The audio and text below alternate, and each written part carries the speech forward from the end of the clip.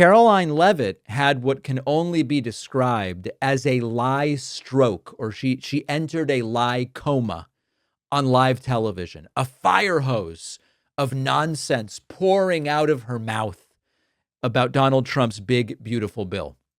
Here's what she said.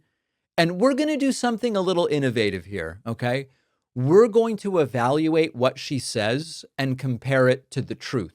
And let's see how she does. This bill is the most historic piece of legislation to ever move through Congress in modern history. Not only does it save nearly $2 trillion, but it also delivers on the president's key priorities. No tax on tips, no tax on overtime for our law enforcement officers and all those who are putting in extra hours to make ends meet for their families. It also ends taxes effectively on Social Security for our seniors who are dependent on that Social Security income. It also has historic investments in border security, historic funding for the Golden Dome and our national security, and so many other incredible things are packed into this bill. So now it is before the Senate. Those discussions are ongoing, but the president is not going to back down from those key priorities that he promised the American public, and they are expecting Capitol Hill to help him deliver. We made the bill through the House. We need to get it through the Senate, back to the president's desk here at the White House as soon as possible.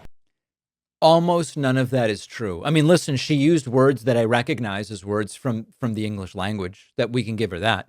But as far as the substance, none of this stuff is true. And they're desperate because they know that they have a problem. The Congressional Budget Office, not exactly, a liberal think tank, just the Congressional Budget Office, which they believe when it's convenient and they don't when it's not. CBO says the bill would add nearly $4 trillion to the national debt over 10 years, above and beyond the debt increases that we are already on track for. As far as ending taxes on Social Security, it's not in the bill.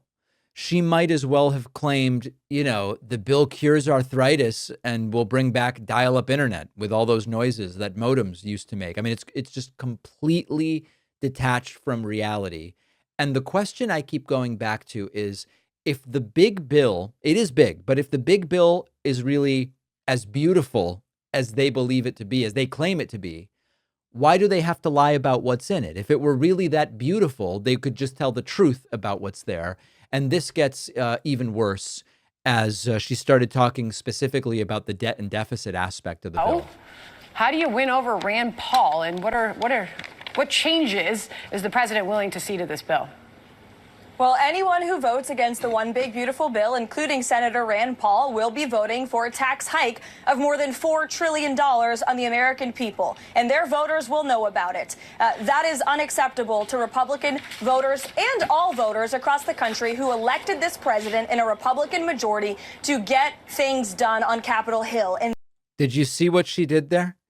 Not passing the bill is now a tax hike. Not passing the bill. If you vote against the bill, you're voting to increase taxes, is what Caroline Leavitt is saying. And again, remember, if the bill were so great, why do you have to lie about it?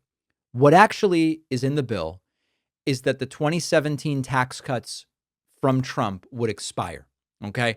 If Congress does nothing, tax rates go back to what they were before, a little bit higher on the wealthiest Americans. That's it. That's what she's calling a $4 trillion tax hike. The bill doesn't end taxes on Social Security. It doesn't cut taxes to working people. In fact, we've seen the bracketed, here's how your taxes would be impacted based on your income. For all of the lowest income brackets, taxes would go up, modestly for some, but still up, not down. And it doesn't reduce the deficit. It actually increases it. It is a Trumpian branding exercise with fake numbers slapped on top. And they are desperately trying to sell it to the public with lies so obvious, even Rand Paul is calling them out. This is what happens when you mix economic illiteracy with authoritarian PR instincts and Trump wanting everything to just be, I'm big and strong. I'm big and strong and I put tariffs on everybody. I'm big and strong and I pass the bill that I want. You get a press secretary delivering monologues that sound like parodies, except that they're real, but filled with lies. She's really saying this stuff. It just happens to all be completely untrue. Now, as far as the bill's passage and sort of the trajectory, where I'm at right now is I do believe a bill is going to pass. I do see the Senate as passing something. It seems that it would be too big of an optics failure to end up passing nothing. But if we are able to believe Rand Paul and what he said yesterday that we covered, it does seem that there are enough Republicans who are not going to pass the version that the House passed in the Senate, that it's going to have to be changed. And, Rand Paul said if you just took out the debt ceiling increase, he would vote for it. That doesn't change the fact that it's still going to increase the deficit. It doesn't change anything. Just take out the debt ceiling increase, and then you've got Rand Paul. And so my suspicion is Rand Paul doesn't like the bill, but Rand Paul is ultimately going to vote for it. I think there's political liability for him if a bill is put together by the Senate that's acceptable to Republicans and he doesn't vote for it. So I do expect the bill to pass, but it is going to be different than what the House passed, which at the end of the day is pretty typical. Let me know what you expect. Email me, info@davidpakman.com. Will this bill pass? And will it pass as conceived by the House or modified mildly or substantially by Senate Republicans? I want to hear from you. Let's take a quick break and then we will continue. All right. Awesome new sponsor to talk about, Wild Alaskan Company. They do sustainable seafood memberships. I got one of these boxes and it is just phenomenal. The whole point with Wild Alaskan Seafood is that it's 100% wild caught. It's never farmed. It's from sustainably managed fisheries in Alaska, frozen at the peak of freshness, and then delivered to you. They've got 3 curated boxes: the wild salmon box, the wild whitefish box, and the wild combo box. I got a box that had everything beautifully vacuum sealed. The fish comes in pre-portioned fillets. We had crab. We had scallops. I know I should be saying scallops. It's just not for me. I call them scallops, okay?